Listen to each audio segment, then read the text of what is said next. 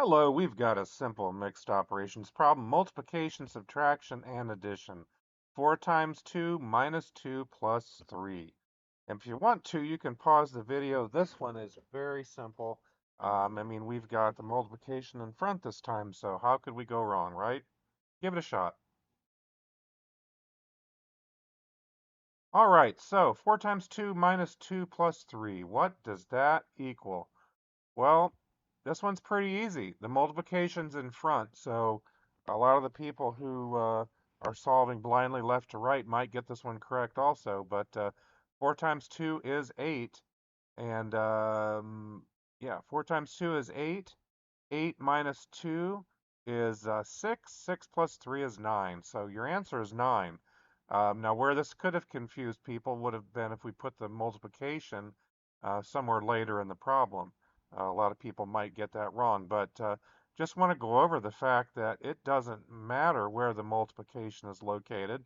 We've got an excerpt here from a book.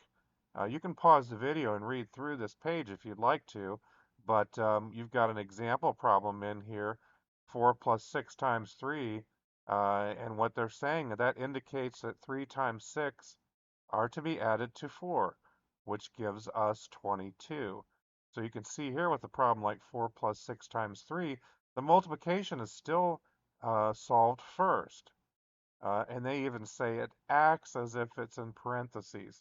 So parentheses are something that are used to highlight the highest thing that you want to solve first.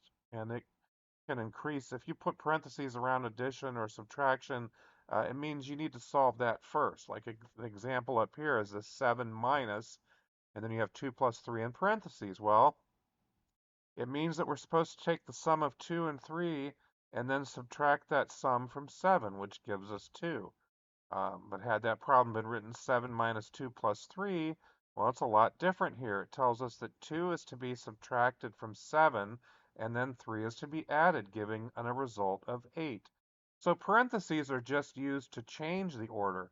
But the thing that a lot of people forget is that multiplication already has precedence over addition, and that's without parentheses.